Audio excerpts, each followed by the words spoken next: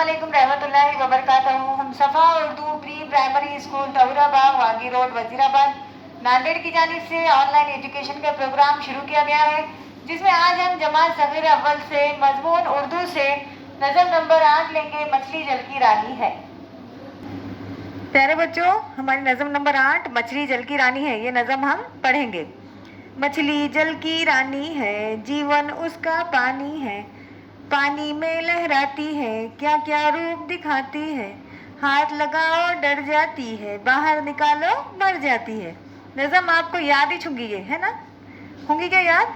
नहीं होंगी तो आपने याद कर लेना। हम एक बार फिर से पढ़ रहे हैं, आप सुनिए और हमारे साथ दोहराओ। मछली जल की रानी है, जीवन उसका पानी है, पानी में लहराती है, क्या क्या रूप दिखाती है, हाथ लगाओ तो डर जाती, बाहर निकालो तो मर जाती। प्यारे बच्चों, इस वीडियो को बार बार देखो, इस नज़म को याद करो, अपने वालिदैन के सामने दोहराओ।